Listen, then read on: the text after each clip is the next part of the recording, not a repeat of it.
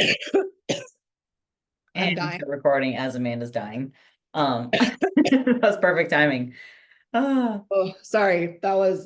I swallow water down the wrong pipe like 3 times a day, I think. I don't know. Speaking I of did being, it.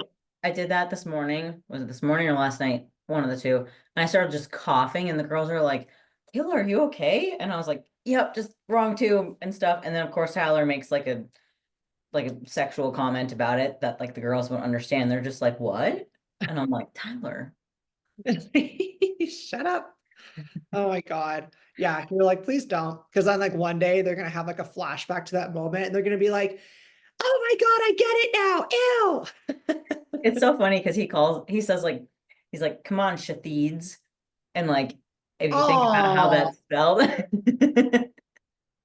they're like, "Daddy, what's that?" He's like, "You'll well, figure it out when you're older." you're like, hopefully you guys have no recollection of these years. Oh my Yeah, yeah. gosh. That's so So no, funny. it's pretty funny though. Like it's all in like good spirit, of course. Like, none ever anything bad, but it's funny. Yeah. Oh my God. Well, to answer your question about, I guess, um, to everybody, we were starting to talk about like what we've been up to, what we've been doing, and then we'll of course talk about the new fit model division for sure. I'm sure we'll talk about that for a while. Yes. Is that all kind of this came out yesterday, right? Or the day before? Day before.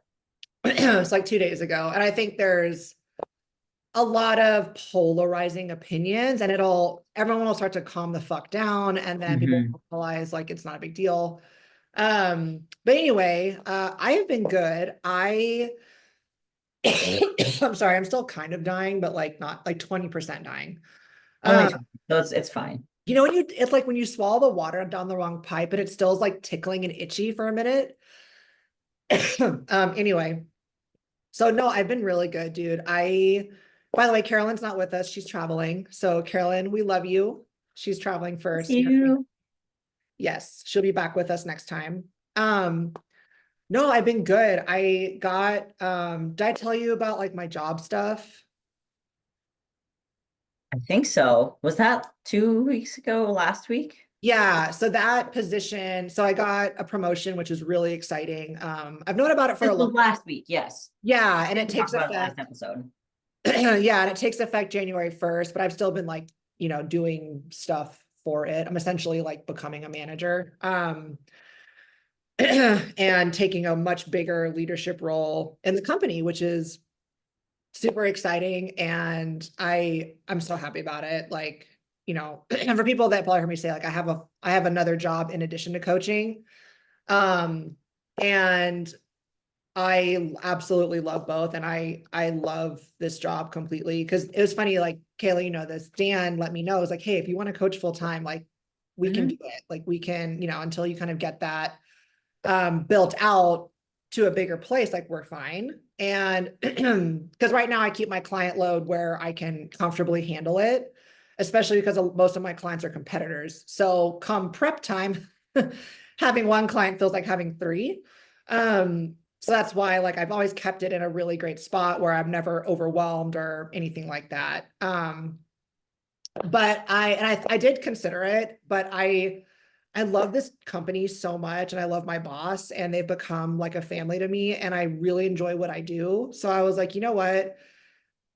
Who says I can't have two jobs? And I balance them super well. Like I know how to manage my time and um my boss, the owner of the company, he knows I'm a bodybuilder and I have clients and he thinks it's great. He's actually one of my clients, he and his wife, funny enough. Um I and think you mentioned that before. yeah, yeah. At And least they I knew that. Yeah, So and they're like, it's funny because he was like, when he found out I did that, he's like, I've been trying to build muscle for years and I've never been able to do it. And he had all these gut issues um, and then his wife saw his results because she has an Instagram, he doesn't. She saw the results of mm-hmm. my other clients and she had a baby after they had their daughter, like a year afterwards. She was just having a hard time, like finding a structure again. And she just really wanted to get back into some kind of fitness routine. And so then I started working with her and they've both been awesome. So it's kind of funny. It's like he coaches me and I coach him at the same time. It's a really Perfect, cool dynamic. perfect, perfect Yeah. scenario. Some people are kind of weird about that, where they're like, "Oh, is this like conflict of interest kind of thing?" And it's like, if you can separate like business from that, like who cares, you know? Yeah, and he's one of the most level-headed people I think I've ever met in my entire life. And he just soaks in like everything that we talk about in regards to training and nutrition. And when it comes to like my job, um, working for his company, like it's vice versa. And they're two Mhm. completely different worlds. Like like I'm in contracting, you guys. So like painting, drywall, stuff like that. It's so funny how that like, but it I still know. connects because like we were having a talk about like sales stuff about like because you've actually had like formal sales training and like I never have. And so like if I'm on a call with somebody, I'm like, they say no, and I'm like, okay, sounds good. I'll talk to you later if you change your mind. You know, I'm like too nice about Yeah. it. Like scared to ask, like just like, well, why? You know, kind of thing. So we were talking about that. And, Yeah, just oh, talking through it and being mhm, less uncomfortable. I think when it comes to sales specifically, there's just so many people have had so many negative experiences in regards to sales, and then people don't even realize how many positive experiences they've had in regards to sales, because yeah. almost every single interaction you have with a vendor or a service is a sales interaction. And it's just how are you framing that environment that you're putting your potential customer or client in. Yeah. And I think that, a lot of people, get so focused on the numbers. And what they don't realize is that when you take care of people and you provide an incredible service, the numbers will work themselves out always. Hmm. And just staying centered on that intention. That's why, it's hard to teach that in the beginning when someone's getting started, because obviously like finances are a very important part of what we do. It's like when it's paying your bills, you Yep. can't not be concerned about the numbers. Of course, you have to have a focus on it, but if it's the number one focus over everything else, that's where there's a problem. It's like, of course, we have to look at data. You have to be making a proper living in order to be able to support yourself and pay your bills and not be immensely stressed. But when you understand that, like, okay, if I, go in with the intention of taking incredible care of my person or providing an incredible product, whatever it is that you're doing, and you do it with complete integrity, then numbers will always work themselves out.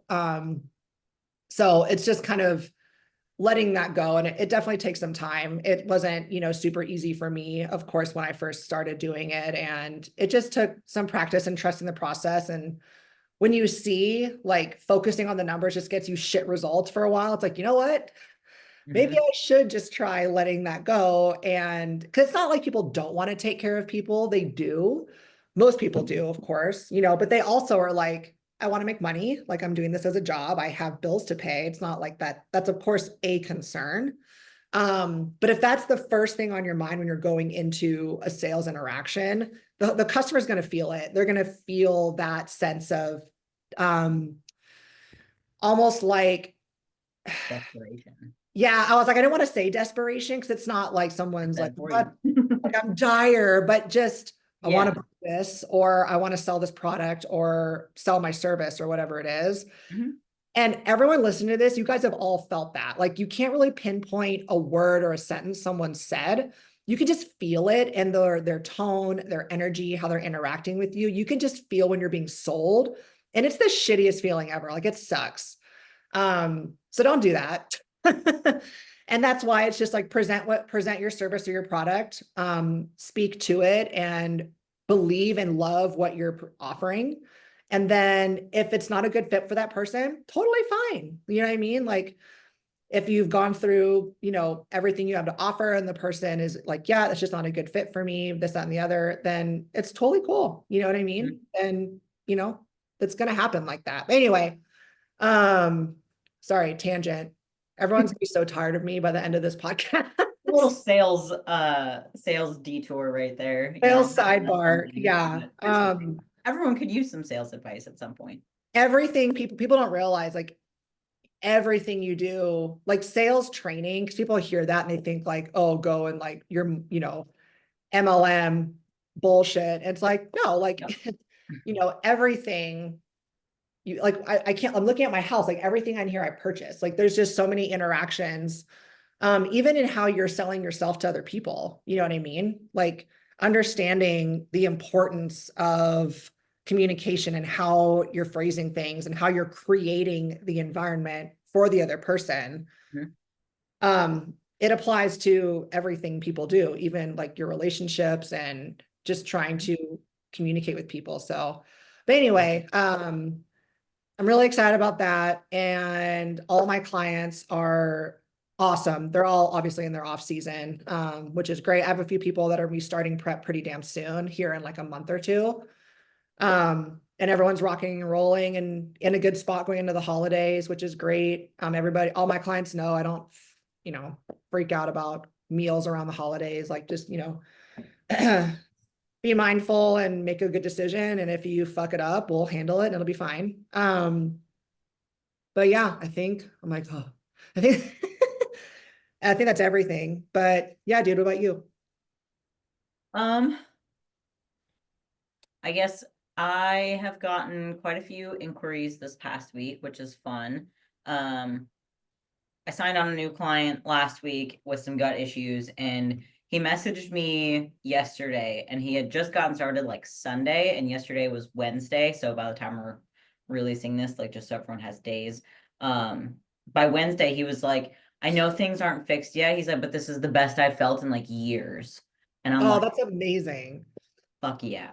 So Oh that yeah. made me feel really good by just changing up his diet a little bit and just adding a couple supplements in there to help with just like soothing his gut more so, it helps a lot. Cause I'm taking a little different approach now to like gut health and like protocols and all that BS and stuff like that. And instead of just going straight into a protocol, like I know there's some issues, for example, like I know he's got some. So we got a GI map.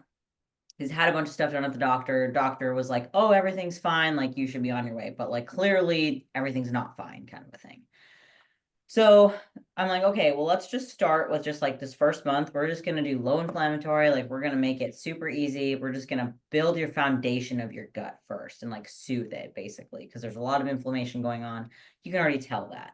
So I'm gonna take it that approach and then see what's on the GI map and then kind of address it from there and like not just go in right away with a bunch of killers because I've done that before and it doesn't work all the time. Works for some people, but sometimes it's too much. So I've really started to change my approach to things from what I've been taught, um, which is fun because that's like coming into this end of this year now, I've been thinking a lot about like goals for next year and like what I want to do. And like I've honestly started to look back into like business mentorship, not necessarily like hiring somebody for it, but just like looking things up on like how to grow my social media, for example, because like I have to increase my reach, right? Because I do this full time, so like I have to do these things, right? And that's like the hardest part and the part that I hate the most. So like there's hard parts to it too, but like I'm getting excited about it now, which is kind of fun because now I'm like, okay, I kind of like can do this on my own and like I can make this what I want it to be instead of somebody telling me this is what I should be doing or what I have to do. And that's where I started to feel like it was a job and it was something that like, well, if I don't do this, like I'm not going to make money. And if I don't make money, I can't do this. And then that's pulling it around to that what you were talking about with like the sales part of it of like I have to make a sale, I have to make a sale. And like the previous mentorship I had, like business wise, like it just made me feel like if I wasn't up at 5 a.m. grinding all day long and like sitting and not sitting in my office, like I was gonna just fail. And God. um, Yeah, no. yeah, and I'm like, that's not how I want it to be. And so I'm just like, yeah, like I just need a break from all that. And so I'm really starting to focus in on just like social media and like just general stuff like that. And it's been helping. So I was way overcomplicating things before with like trying to make everything sound so smart and scientific and all that BS, but like most of the time people don't even know what you're talking about. So I'm like, okay. So that's been going a lot better. We have Christmas this coming weekend. We have two Christmases, Tyler's mom and his grandma's. So we'll be going to the cities for that. So that'll be fun. Um, Otherwise, nothing else really, I guess. That's awesome, dude. No, I'm excited for you. I think that's great. I think kind of doing it your way. I think people forget that when you're in whatever field you're in, most fields are pretty saturated because everyone's like, oh, coaching industry is saturated. This is saturated. That's saturated. Like we've got billions of people on this planet. Someone's doing what you're doing, unless you just invented something completely new. Mhm. Um, for most of us, normal day-to-day people that are not rocket scientists, like most people, there's going to be competition and there's nothing wrong with that. But at the same time, don't let an industry having a lot of options scare you, because the thing you're selling most people on, I say like selling sounds so bad, but I don't really know another word to say. Like the thing you're selling is yourself. Mhm. Because like all of my clients could have gotten these results physically, but most likely with like 20 other people. You know what I Mhm. mean? It's not like I have some secret pill supplement that I give them all and they just like, it's good. Right. It's just how you vibe with somebody and how you connect with them and like getting enough feedback, but also getting support kind of a thing and being pushed a little bit and stuff. So it just kind of, yeah, it all depends on just what you're looking for and how you feel with that person. Yeah, it's the experience. Like that's why I was saying, like they have gotten those exact same or very similar physical results with somebody else? Oh, I'm sure, but would their experience with someone else have been the same? No, absolutely not. And I'm not saying that's good or bad. It's just going to be different because I'm unique to myself, you're unique to you. The Mhm. experience you have with whoever you're doing something like for, let's just take coaching for an example with bodybuilding. Like, yes, you may get to a national show, maybe you get a first call out, but if the process kind of sucked because you felt like your coach wasn't communicating with you a ton, or they were telling you to do things you didn't really want to do or didn't feel comfortable doing, or maybe you just felt kind of like not a big priority, whatever the case may be, or they're like the responses were really late. It's like, yeah, I placed well at the national show, but the whole experience was kind of meh. That sucks. Like that's not the point. Like, yes, placing well is great, but if your experience getting there was mediocre, and when Yep. you're paying a lot of money, depending on like who you've hired for coaching, like most people don't realize like most coaches are minimum 350 to 600 bucks a month for a Mhm. competitive, and like 350 is on the low end. Yep. Um, I pay I more. charge Both of less. us pay more than that for our coaches. Do what? The both of us pay more than that for our coaches. Oh, I pay a fuckload and he's worth it. I'm just saying, like I Mhm. pay a fuckload.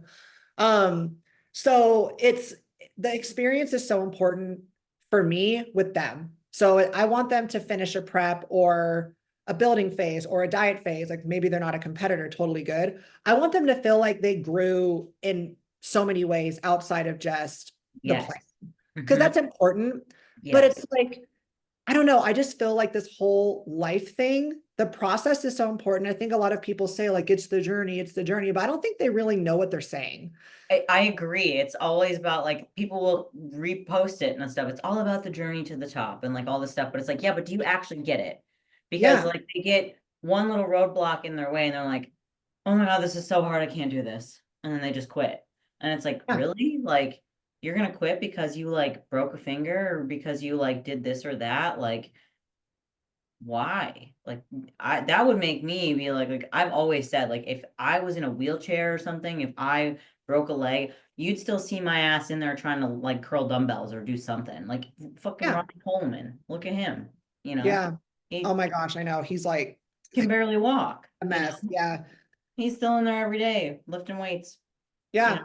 So No, it's I know. And that's the thing is like, it's so important who you're getting, where, who's taking you where you're going. yep. Um, And that's what's great about having saturation, quote unquote, Mhm. or a lot of options. I'm sure there's plenty of people that would not vibe with me.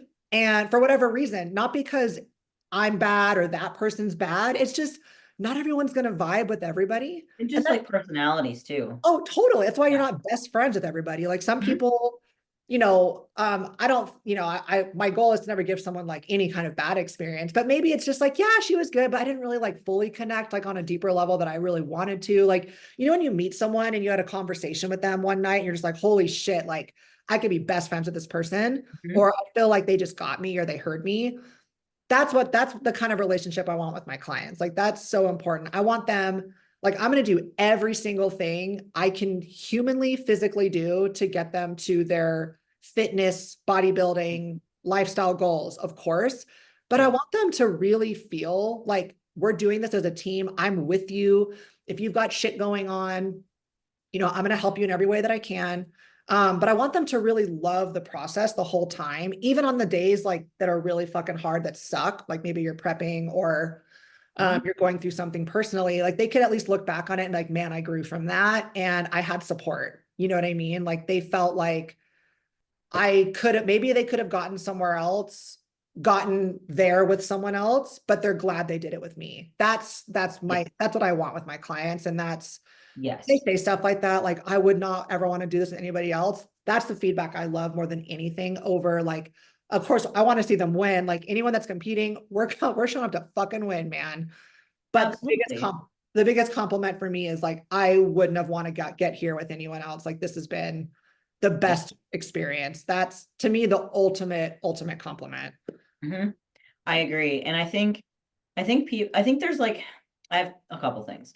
So I think one, there's like two different types of coaches out there, like personal one-on-one coaches, where there's ones like us who like, guess what? You're just gonna become know me really well, and I'm gonna know your life really well, and that's just how it is. And like I'm just gonna get to know you like to on a deep level. And like that's great. Like you actually create a relationship, which is like one of the best but hardest things as a coach is like creating that relationship.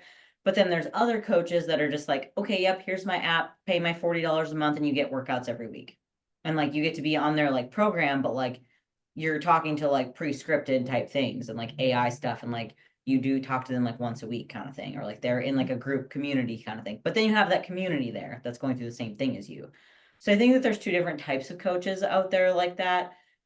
And so just know like when you're signing up with somebody, like what you want out of it. And like that, because I've had people before that are just very kind of like hands off and like just talk to me like once a week kind of thing. And like that's good to go. But then they'll say like, oh, I've just been really stressed this week. And I'm like, okay, well, what's stressing you out? And they're like, oh, just some personal things. And I'm like, okay, like you don't have to tell me what that is, but like I gotta know like how are you managing this? How are you doing this so that I can help you to be better, kind of a thing. And like because they're just like won't follow their meals and then won't do this and won't do that. And they're just like, I just need to like be better about it. I'm like, okay, well, if you know that, why do you have me? Like, how am I gonna help you then if you already know that? Yeah. So it's like you have to be vulnerable with their coach too and like just know that like your coach isn't going to judge you. And like I have a couple clients still post show that are struggling a little bit with holiday stuff and everything and didn't check in, and I'm like, hey, how's it going? And they're just like, oh, I just like felt really bad and like couldn't like didn't want to like check in today. And I'm like,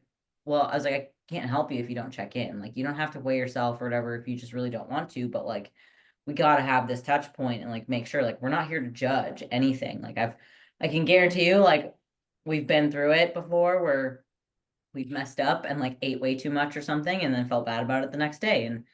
And as much as we can prepare our athletes for stuff like that, like sometimes they just got to learn it the hard way and just be communicative. Like your coach, if you have a coach that's judging you and being like, "Oh, well, you're just dumb" or something, then like that's not a good coach. But yeah. So No, and I feel those are like a the two lot of things. I don't know what it is. This is just going off of what I've heard. I, of course, have not talked to every coach in the industry and know this for a Right. fact. I think people will lean really hard into like what you want to call a tough love type of coaching. And I don't know how to describe it. They think like, oh yeah, I don't tolerate bullshit. I'm a bad bitch, blah, blah, blah, blah, blah. My clients know, meh, meh, meh, meh, meh. And I'm like, no, like I think it's really important to be able to be direct with clients for sure. Hmm. But that's not done through cutting them down. No, You absolutely. can be very direct and kind at the same time. And you guys will hear me say that a ton. I'm a huge advocate of being direct and kind. And it does not mean sugarcoating it. It does not mean stepping over things. And it Hmm. does not mean walking on eggshells. It means being direct without being an asshole. Hmm. Because if you're an asshole, all that person is going to do is get defensive because you're using some kind of like emotional kind of like a poker to weaken them to get your point across. And it's not okay. Like, I want the person to really hear and see what I'm saying. I Hmm. don't want to cut them down. You know what I mean? Make them vulnerable. And Make then, them feel belittled. Yeah, like it's a really manipulative, fucked way of communicating. And not, I mean, there are a lot of coaches that are the opposite and amazing, but a lot of them are that way. And they think like, oh, I'm just direct. It's like, you're not direct. You're a shitty communicator. Like if you're unable to get your point across to your clients in a kind, direct way, you are a shit communicator and you're lazy. I Mhm. don't care what anyone says. You're not direct. You're an asshole. And Mhm. it's not anything to be proud of. It's not. Because if you haven't learned how to get whatever it is you need to get out of your clients through proper communication, that's on you. That's embarrassing, in Mhm. my opinion. Like it's like we're all adults and you should be investing just as much into learning how to communicate with people as you do into learning about your craft, whatever it is. Because how much of our coaching is communication, aside from just plan updates? It's a Right. huge part of it. Why do you think Mhm. most people leave? It's because there was little communication, not enough, too much, or it wasn't the right kind. It's so important. And there's a Yep. lot of ways to do it. There's not one way to do it. So I think people just, Yep.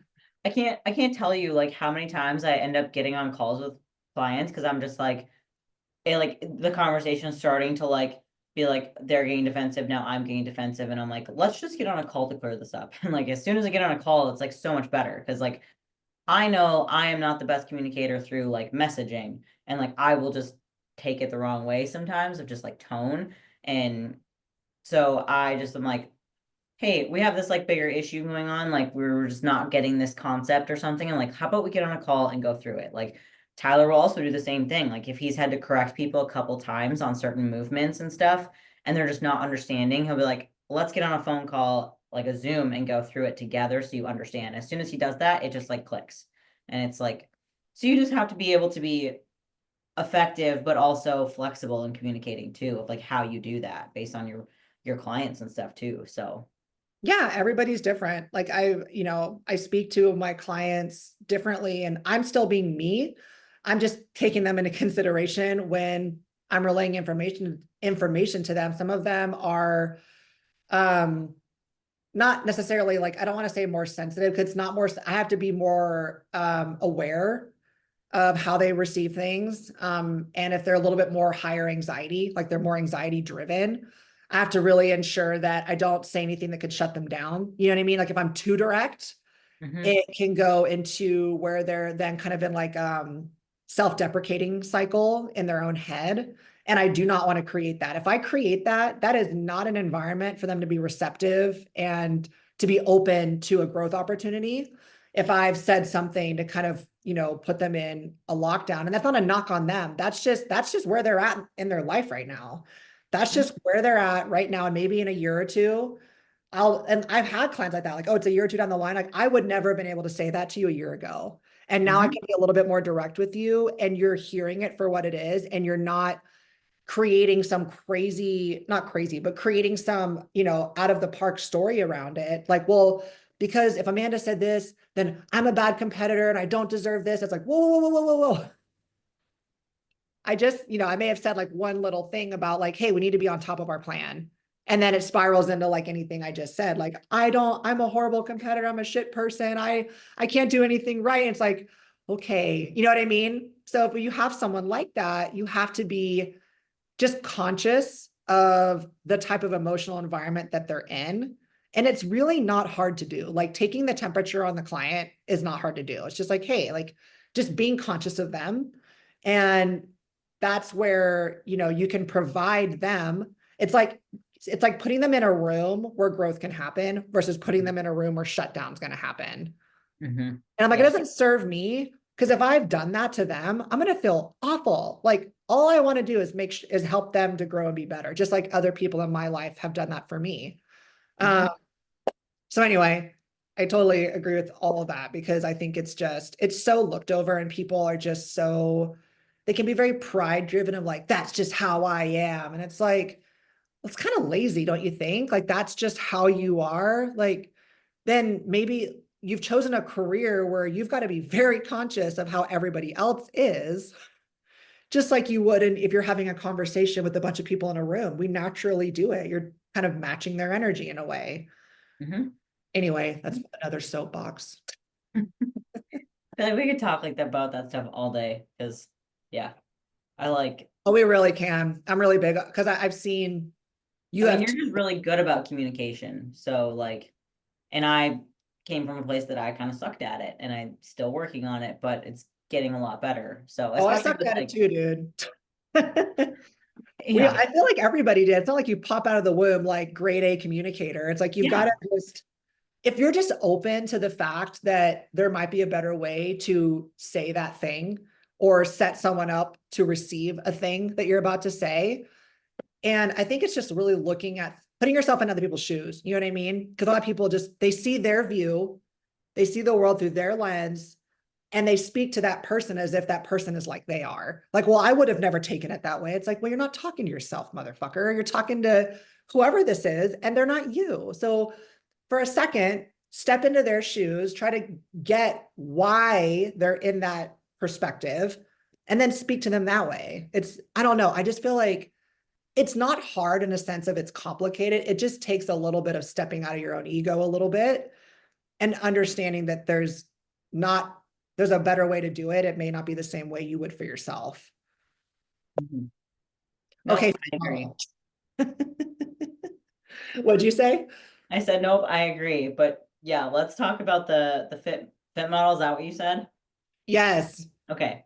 That's because we know we were going to talk about that for a while. So for um sure. No, I know everyone's like, you guys going to talk about it or not? Jesus I'm Christ. getting comfy now. So yes.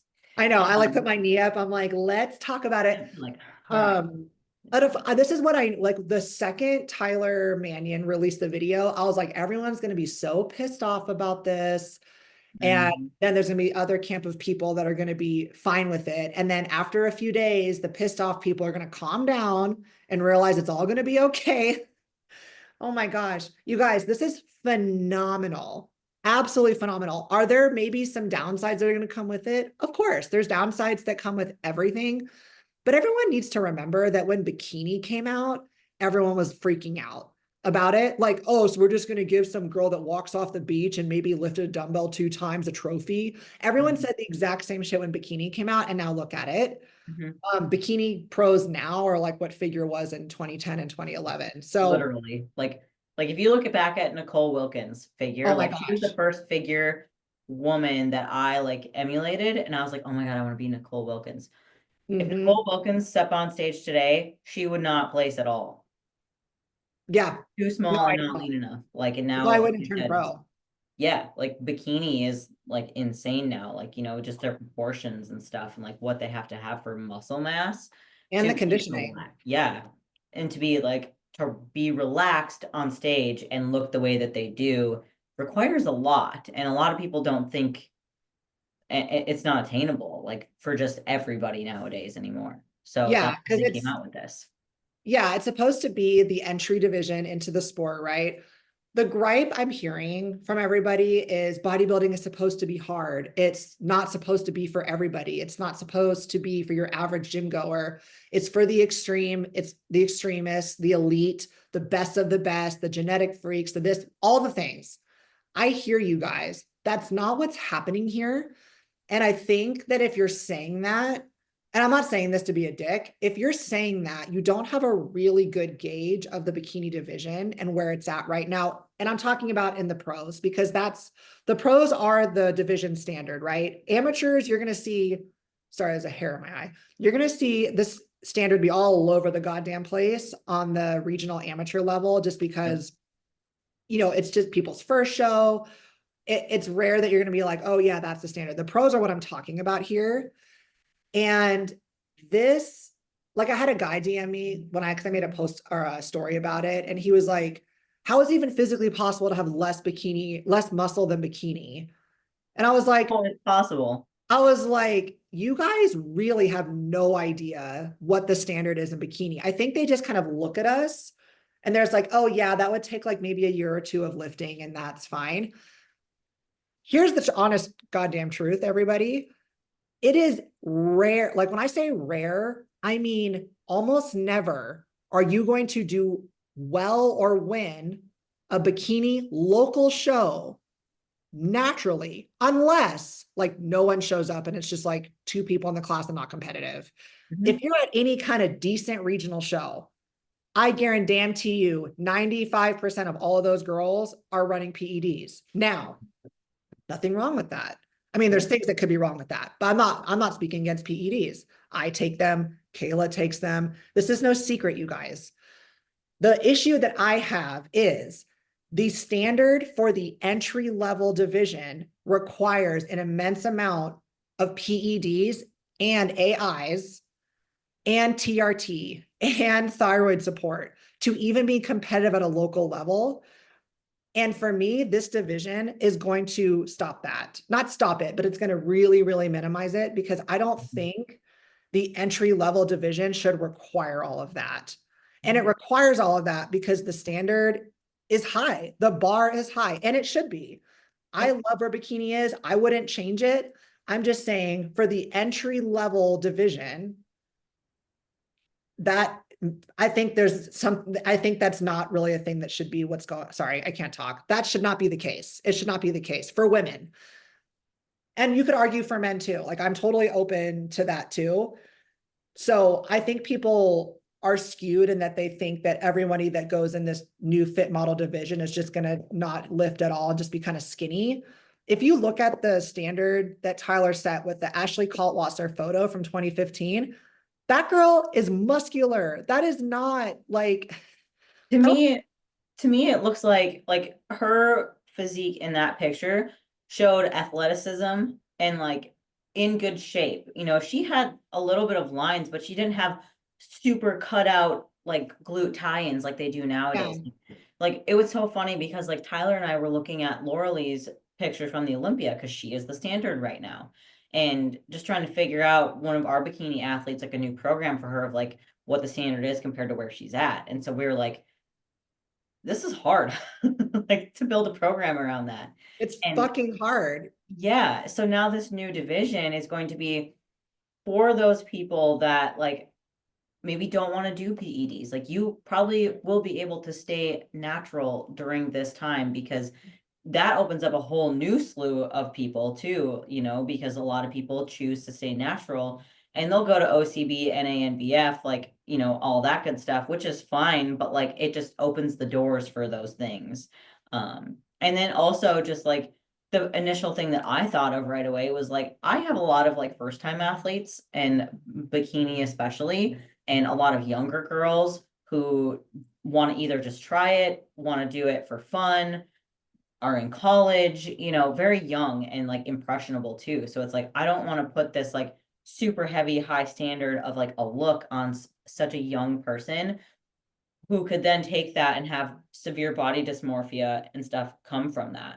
So Yeah, this is going to help to like as like a kind of a like a gateway into it of like, and if you do choose to like, yeah, I want to take this to the extreme, guess what? You can lift hard and like hop on PEDs when you want to, and then you can move up a level. Like that's people do that all the time, even in the I pros, know they people live hop around. divisions. And the thing is, guys, like, of course, there are unicorns in the bikini division that are natural, but out of how many pros we have, there's not very many. And to be honest, 95%. most of the natural girls, they're not winning open pro shows. They're No, not. Like, I can't think of, like, if you look at the natural pro shows, none of those girls are winning open pro shows. no, Now, like I said, there are girls or women, I shouldn't say girls. That drives me crazy. Women that are unicorns that are able to maintain their muscle as they diet down. They're able to grow and maintain that fullness in the rest. That exists for sure, but it is incredibly rare. And yeah. it's not even just the muscle building capabilities that's the hardest part for bikini. This is what people don't understand. The hardest part of the bikini look is dieting down, getting not all, but getting a lot of your body fat off of the glute hamstring area, which is where women hold our body fat. Evolutionarily, you're supposed to hold body fat there, okay? Your body's going to protect it at all costs because that is how you protect ovulation, hormone production, all these things, right?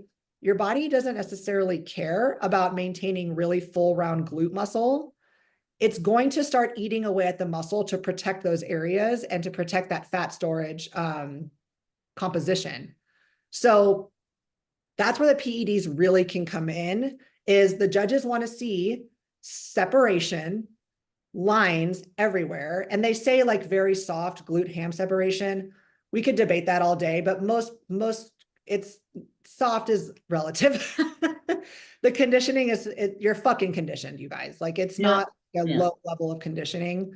Um, Everyone looks a little bit different and holds body fat differently.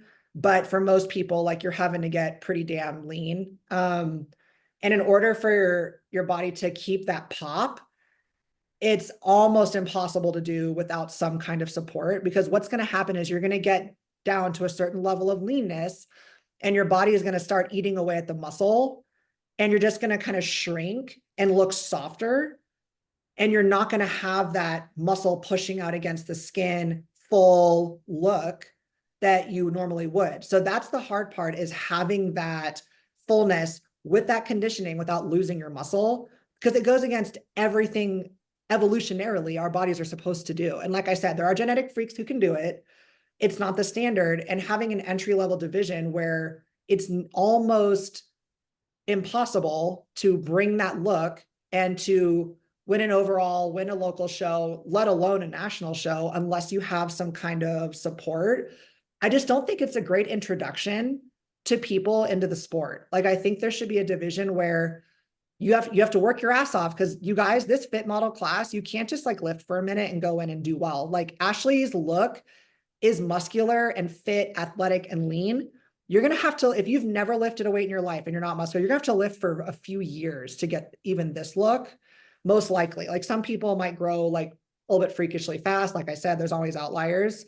But you're going to be able to achieve that level of conditioning and muscle naturally. For like the vast majority of people, it's going to be achievable without having to dabble into PEDs. And I think that's so important. I think having a female division where there's almost no shot without it at achieving the standard, I just think it's not a great introductory class for the sport. Yeah, no, I completely agree with that. And I'm just pulling up some pictures to hopefully show the difference, Yeah. of like what we're talking about, so people can actually see this. Like I'm gonna like actually compare this. So um make sure you And can. if anybody's unsure about this, like any of my clients that I've prepped that are on my page, DM them and say, "Oh, was it like pretty easy to get in this condition?" And they're gonna laugh. There we go. Like I pushed my girls fucking hard, and it was easy for none of them. And I don't even mean not even easy. It wasn't even like, yeah, it was kind of hard sometimes. No, those girls suffered. And it's not because I just want them to suffer. The standard for bikini conditioning is really high. And I don't think people realize that, because we don't flex on stage. We're the only female division that does not flex on stage. So in order to look separated, have lines everywhere while standing pretty relaxed, you have to be pretty damn conditioned. You get striations when you flex, and most bikini pros, they flex their glutes, they're striated. Oh yeah, like this is Lauralee. Like you can see Lauralee's picture, right? No. Shit. Let me try this again. Well, I could see your page, but it was like, it was just showing. Oh, and then I pulled up the picture and then it didn't work. Okay. So here, like you can see she's literally relaxed. Yeah. There's nothing. And she has round delts. She has veins in here. Like there's her glute sticks out so much. Like you can even see like a little bit of striations on her abs. Like, You can see her quad is separated on her bent leg.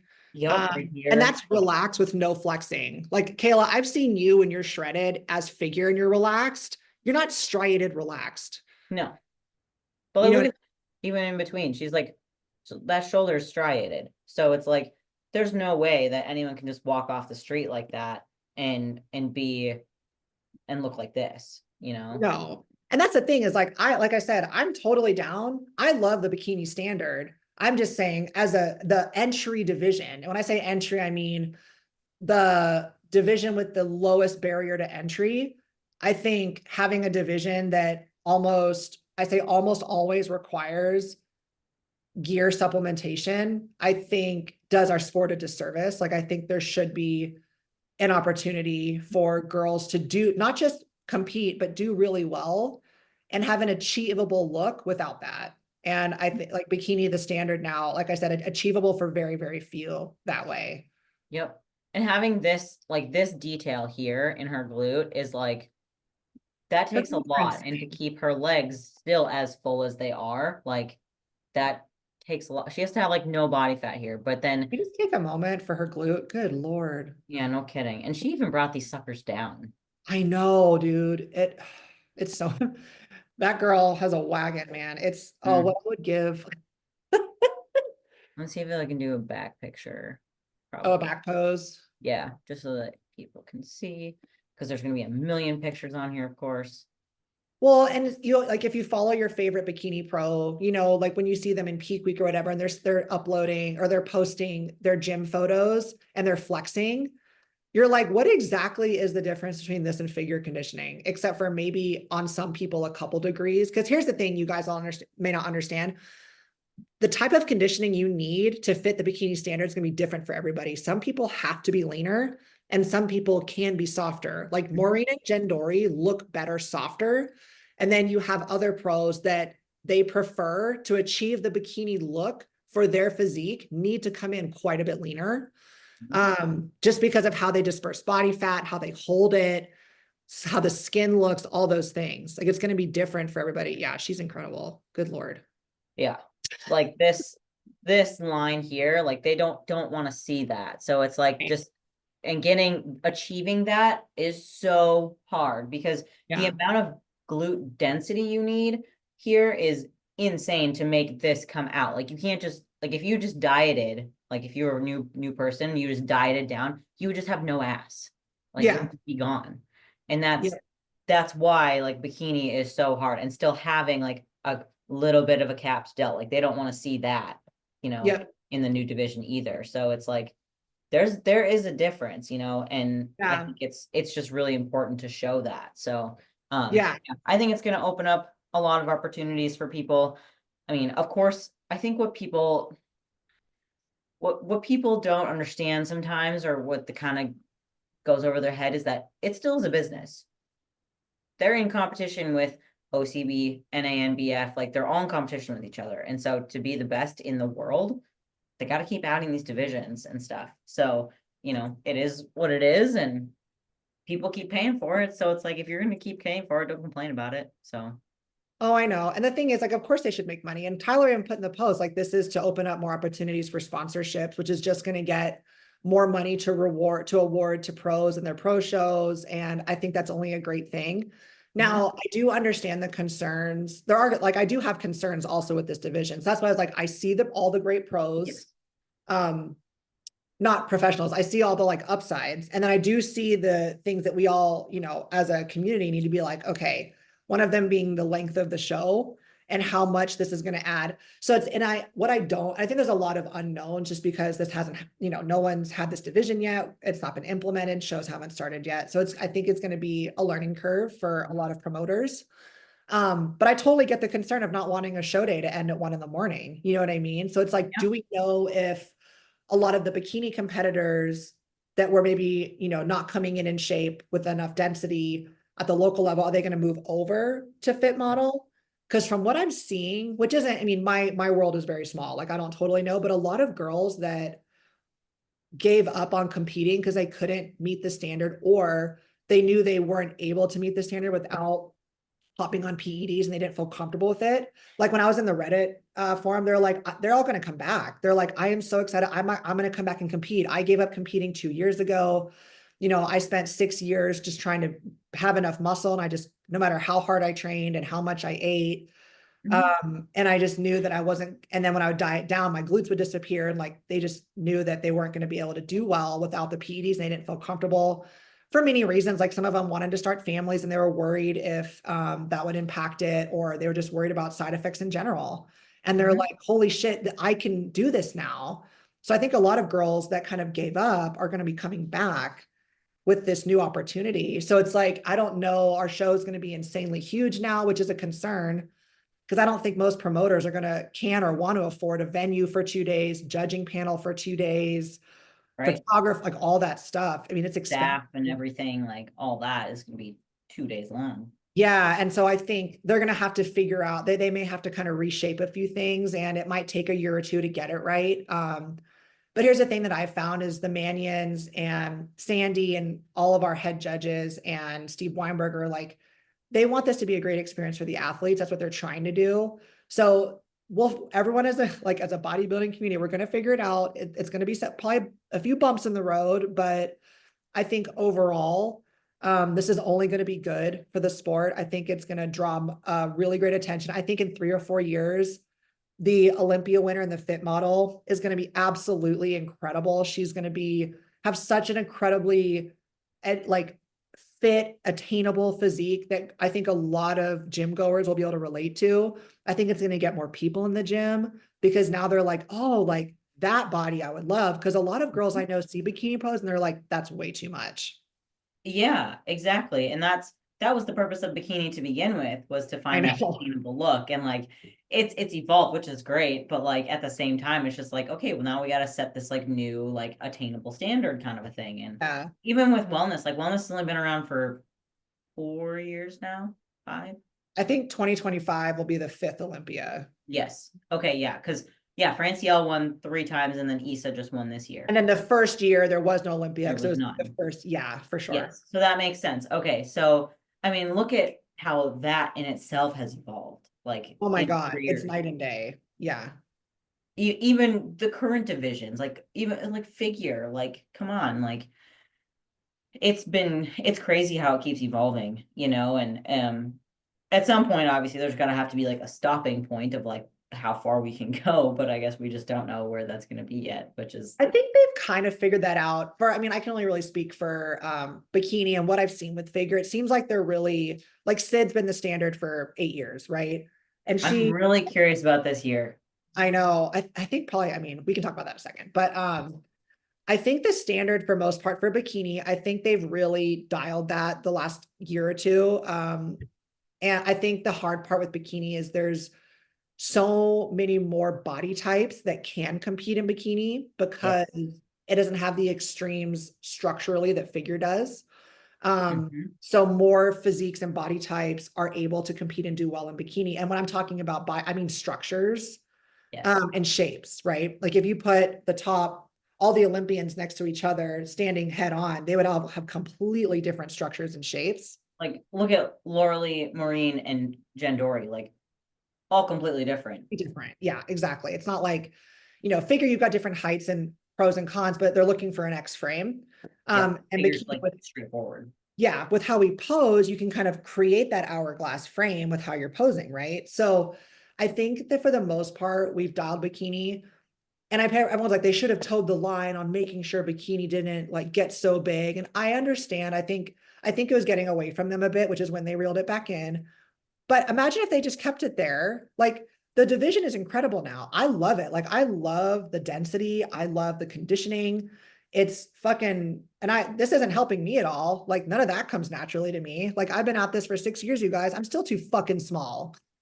So this is, and Kayla knows I don't train like a pansy at all. Like I train Nope. my ass off. I eat. Love training with Amanda. Yeah, it's fun. It's Train like hard. seriously, like most bikini girls can hip thrust and do more, a lot more weight than most men. So it's not, like I said, it's not helping me to say all this, but I love that our division standard is so high that I don't even know if I'm going to be able to meet it. I'm going to do everything I can, but it's like, right. It's to the point for me that I'm like, man, I really want to be worthy, but I'm going to keep going no matter what, but it's not going to be easy for me whatsoever. But that's what keeps you going. Yes. That's the whole point of it. That's Right. why we have bodybuilding. That's why, like, when I have new clients, especially, I'm like, don't expect to win your first show. Like, just don't expect it. Like, strive for it. Yes. Do not expect anything, because No. as soon as you do, and it just comes like that, like, what's the point? Like, Expect to show up and bring the best look you've ever brought. That's yes. what you should expect to do. Expect to Like, work your ass off and bring the best package you've ever brought. That's what you should mhm. expect to do. Yeah, like this is why like bodybuilding is what it is, because if it was easy, everyone would do it, and like that's not it. And that's why like they're bringing in this other division, because they want to have more availability to people and have that intro to it instead of just like, yeah, this is super extreme. Like, Yeah. so it's just like, it's I'm so glad it complicated. evolved, dude. Can you imagine if figure Yeah, never evolved? Can you imagine right. if bodybuilding never evolved and Arnold was still the standard? Like, It's, this is so much yeah. cooler. Like, yeah, like I think it's fantastic. I love that the standard is so high. I Hmm. love it, but there also needs to be adjustments and that, okay, this is, this division has now surpassed what we originally thought for it. Yep. And now we've kind of reined it in and made sure that, like, hey, no bigger than this, no more conditions than this. This is what we want to see. The cream has rose to the top. All the freaks have come out. Now we need to adjust in that, okay, this is no Yep. longer entry. And Yep. we need to adjust and provide another opportunity that actually is entry and quote unquote attainable Hmm. through very hard work and consistency and dedication. Because you guys, I'm telling you, it's like, remember when everyone thought wellness was just going to be like fat girls? And then Hmm. wellness came out and they're like, oh, no, no, no, no, no. It's a lot of leg density. I think this fit model division is going to be similar in that people think like, oh, you can just be kind of out of shape and have lifted for a few minutes and you're fine. Like, no, I think I think you're still going to have to work your ass. Not, I think you're still going to have to work your ass off to achieve that There's a shape. certain It's look. still Yeah. a shape contest. It's still muscularity. And achieving that look is not just going to be as much of a walk in the park. Maybe the first year, just because the division is still getting sorted out. Mhm. Um, but all those girls that have phenomenal physiques that just couldn't either quite put on the density because their genetics wouldn't allow it for bikini, or they didn't want to take PEDs, they're all going to go there. And you don't think they've been working their asses off for years to achieve Right. that? Oh, you're Right. wrong. Yeah, exactly. It's like, look at like open bodybuilding, for example. Look how much that has evolved since Arnold, for one. It went bigger as they got more and more people into it. Then we went through the mass monster era. Now they've kind of started to shift it and be like, okay, well, we let the waist get too big. Now we got to pull that back in and like reel this in. Like, we don't know if we like that so much. Now the challenge is, can you be aesthetically pleasing and be huge? So it's like, that division was the first of its kind, and look how much that has evolved since, Yeah. and like all the rest of these are going to evolve and grow as we all do. And also just like what's going to be um attractive to just everyday people too. So it's like, Yeah. Well, and there's maybe just a lot now, to it. oh, totally. And here's the other upside to it. Maybe now that a lot of women are going to have an option, a lot of women's health are going to be protected, because what a Yeah. lot of people don't realize is, and every single, like both men and women, there are dark sides to what we do, what the risks we take with bodybuilding and the supplementation that we use. um but I think now that women have this option, I think a lot of we're going to see, I'm hoping that we're going to see a lot less of just fucked up bodies from PED usage and coaches prescribing insane protocols to get them to meet the bikini criteria. Because you guys, I don't think people realize what a lot of women are taking to meet that standard. And some don't have to take that. And that's on the coach and the athlete for doing that. And no one should be doing that. Um, but when the standard is high, people are going to do whatever it takes to meet it. And I'm really looking forward to seeing less and less women with all these issues. Because Kayla, you know better than anybody, there's an entire industry built around fixing women who have taken PEDs for too long. Like, Without knowledge, like with without just knowledge. And even sometimes it's not even that blindly. taking crazy protocols. It's just that there are negative, like some people just don't jive well with it and they don't respond well to it at all. And they have all these issues. It's like, Hmm. here's a way for them to compete. Like I said, you're still gonna have to work your ass off. It's not going to be easy, but it's not like a requirement, not requirement, but it's not almost like a guaranteed, you kind of have to do this in order to meet the criteria. Hmm. Um, because like, I mean, there's so many pros that have tons of hair extensions because all their hair fell out and they're virilized. Please. They're virilized, their Please. jawlines, like, and so a lot of pros don't, but a lot of them do. And that's just, I'm looking forward to a lot of girls having a place and not having to do that. You know what I Hmm. mean? Hmm. Yep, I completely agree. I think it's going to be awesome, and I am even more excited for the 2025 season, just to see the new division.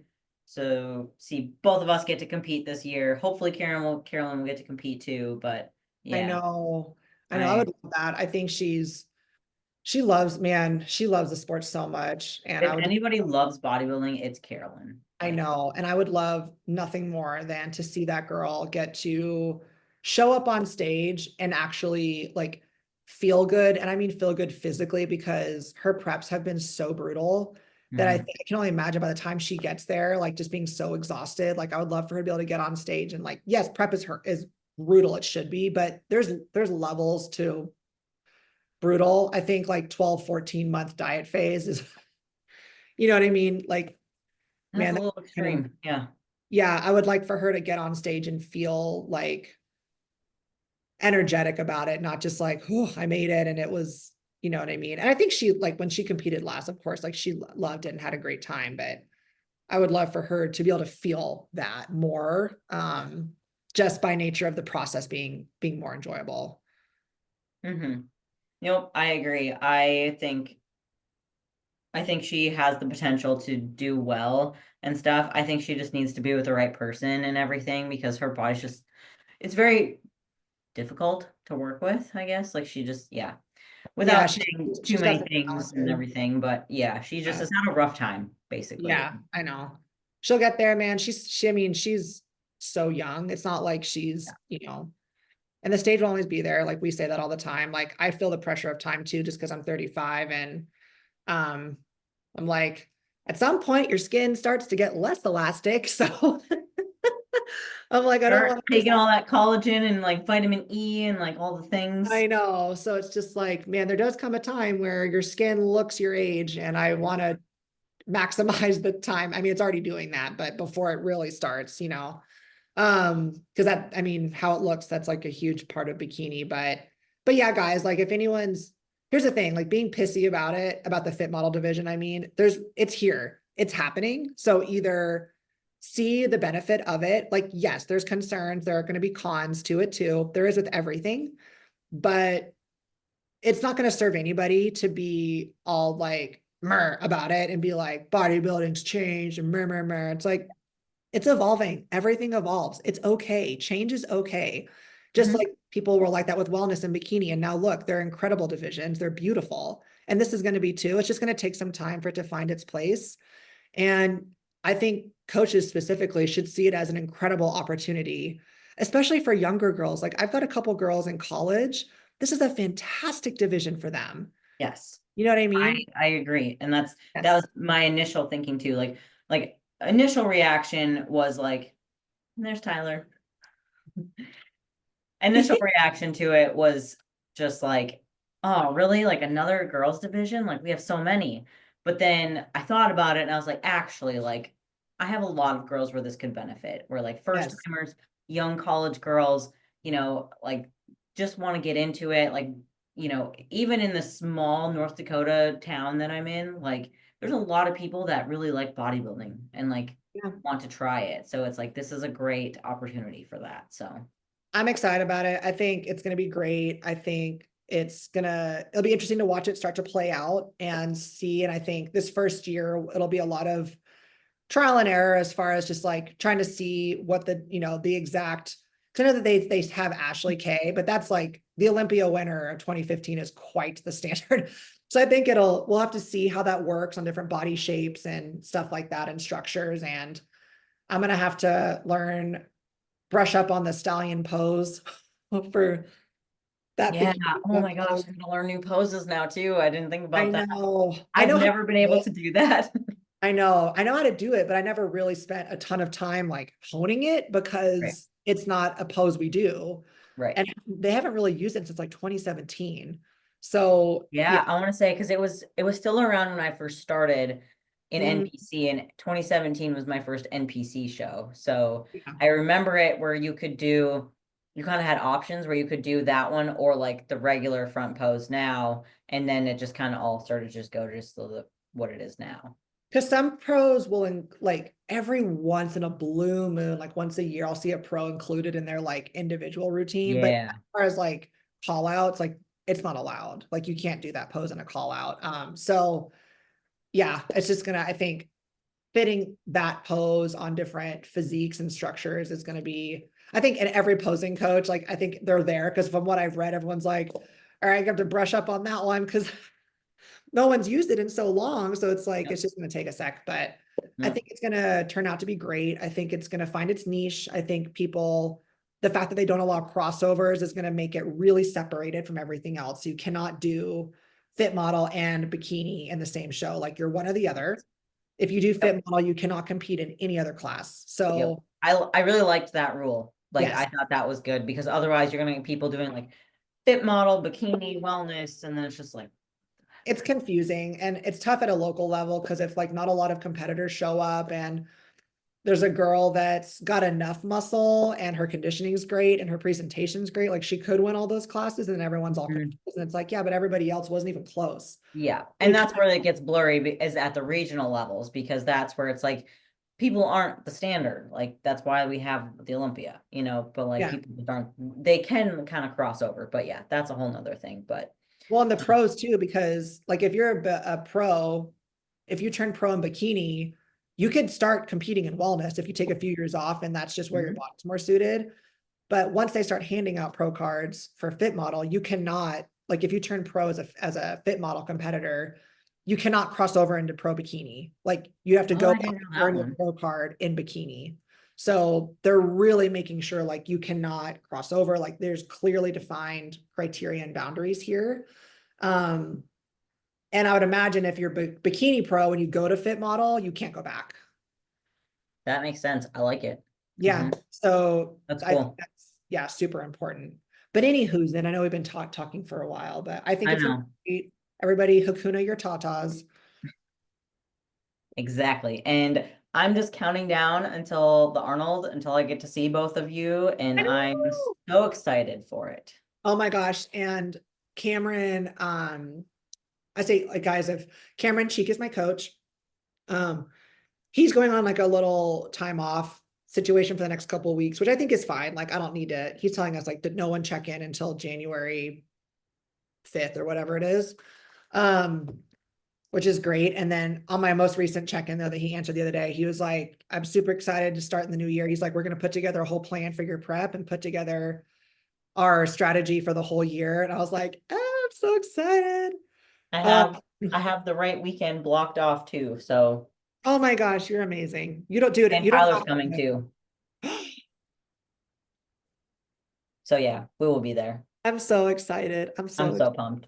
Even if I'm in prep at that point, because I have no fucking idea what I'm prepping. But Yeah, you're like to be determined. So that's yep. the tentative plan right now. And as you know, like things can Yeah, things change. change. Yeah, Yeah. but I mean, I don't see, I mean, unless I just start dieting and Cameron's like, you look like shit. No. And then we'll go back to the drawing board. Like Yeah. your Like, glutes still suck. yeah. Yeah. So yeah, Like but I'm at that point right now where I'm like dieted down enough where I can like start to see things. And like I've been like seeing it in my like videos of my training of like, ooh, that's a new muscle, or like, oh wow, that's sticking out a lot more. And I'm kind of like, I want to keep going, but like I need to do another push phase. So I'm like, like it's getting oh, exciting. exciting. Like, and this is Oh, the part of bodybuilding that is exciting is like seeing that progress. Like I'm still like 128 but I see lines and like that's never happened at yeah. 128 before. So Yeah. I feel like every off season, it's just like, you're it's just sometimes hard to see the growth, but then you start to like see it and you're like, okay, we're getting somewhere. We're getting yeah. somewhere. Yes. And like to be honest, like this is the most structured off season I've ever had. Like I've trained hard in my off seasons before and like followed a meal plan and stuff like that, but I was a lot more relaxed with like I just followed macros or something and then I was more relaxed with like eating out and stuff like that. But like I never really did a mini cut even in a off season before. I just kind of just Yeah. ate and trained. And I'm doing like I'm eating like 1,200 calories during the week now. Like I have weekdays and weekend meals. So Oh, weekdays I eat like 1,200 calories, but I'm still setting PRs right now. that's awesome. And I'm Hell yeah. only on TRT. That's it. By the time you prep, you're like, I've practiced dieting for over the year like 4 times. So now I'm Yeah. as opposed to Yeah. like when you haven't dieted in 2 years and you jump in, you're like, oh, it's painful. Yeah. And like I still like I'll add some like almond milk to like my oatmeal or something like that just to How like make dare it you? easier. But like during prep, like you don't do that kind of stuff. It's just like Yeah, those little things. So, but no, yeah, I'm totally. excited. I'm excited for you. I'm excited to see what next year's going to bring for me. I just have a feeling 2025 is going to be like such a good year for all three of I'm us. excited about it. Yeah, I think it's going to be, I think life's just going to be great. There's going to be ups and downs like every single year has, but I don't know. I'm ready for the ride and ready for whatever it brings. And hell yeah. Hmm. Cool. All right. Well, I got a posing session next, speaking of posing. So, Sweet. I will let you go and we'll talk in 2 weeks probably. Sounds good. All right, girly. Love ya. Love you. Bye. Bye.